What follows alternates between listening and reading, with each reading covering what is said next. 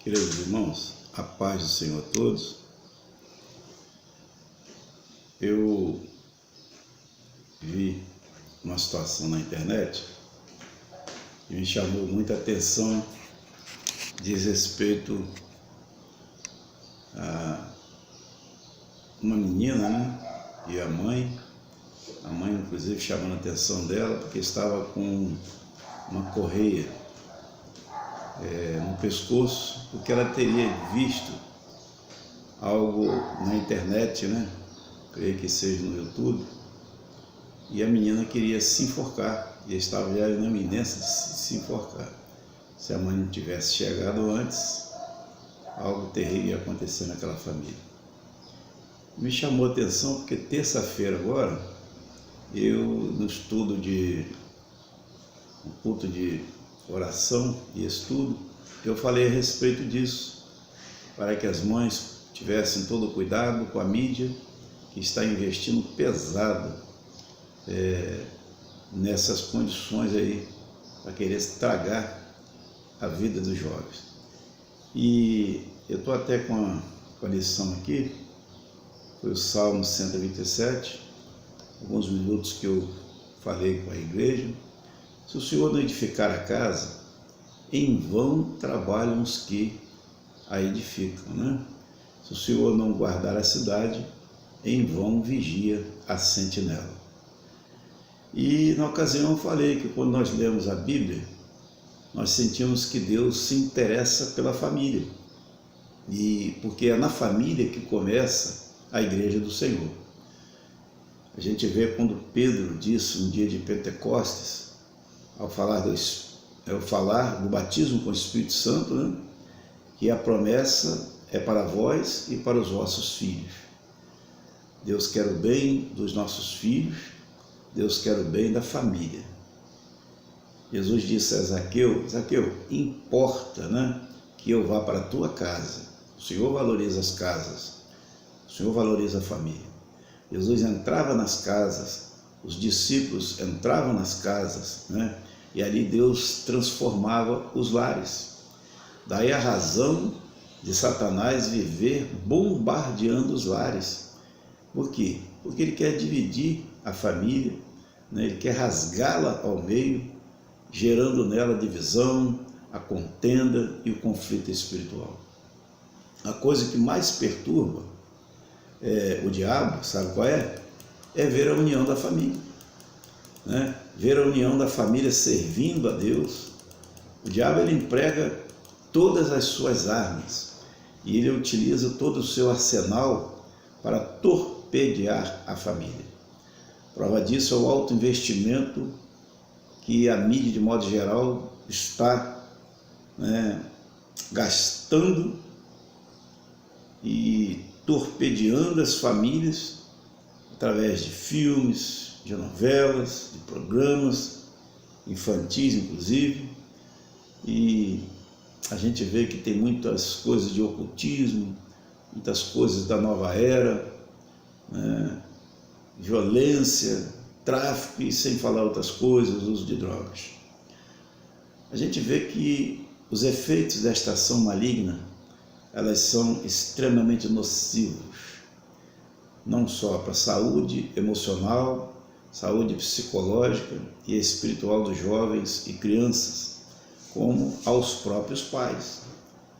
Quantos lares choram hoje por causa dos filhos?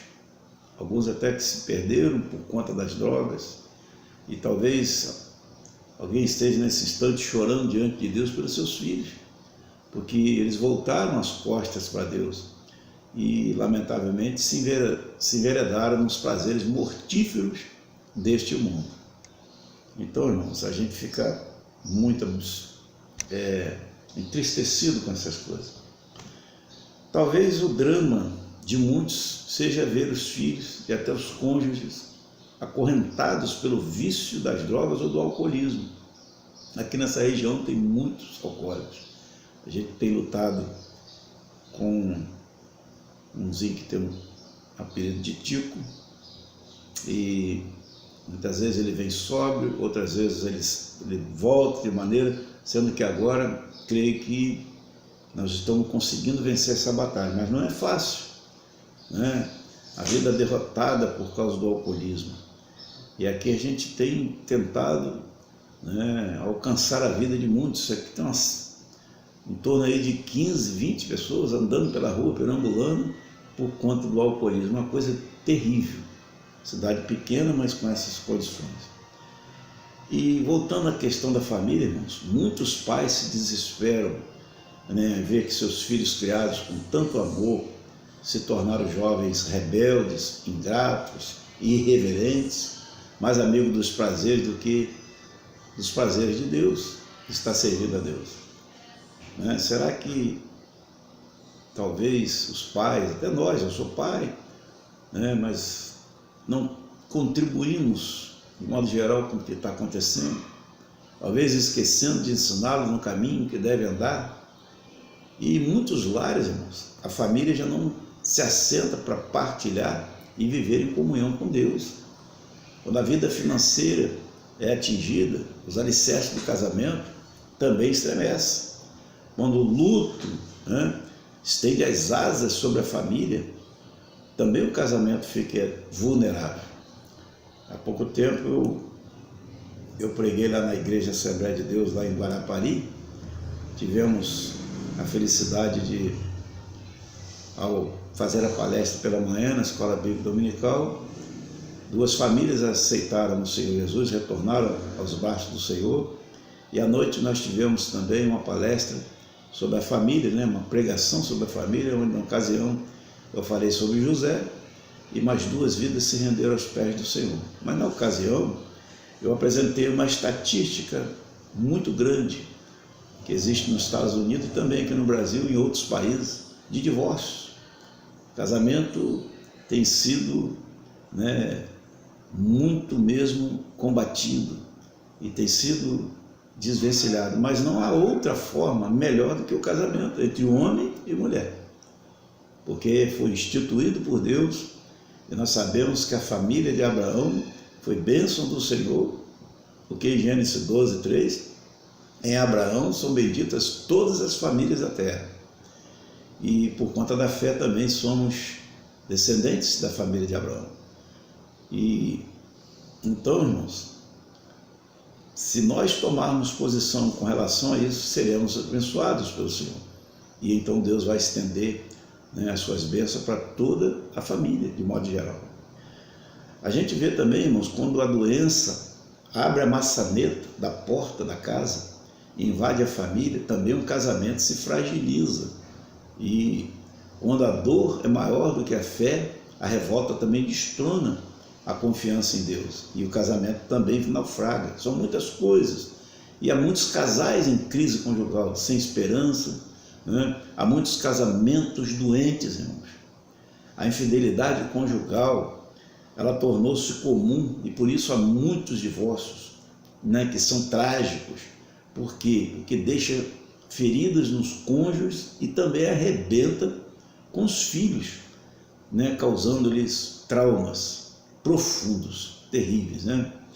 E o diabo procura induzir nas pessoas que não há solução para a crise. Mas é mentira, né? Porque a gente pode assegurar com convicção que Deus é a solução para todos os problemas, todos os nossos problemas, todos os teus problemas. Basta que nós o entronizemos, colocamos Deus entronizado em nosso lar, né?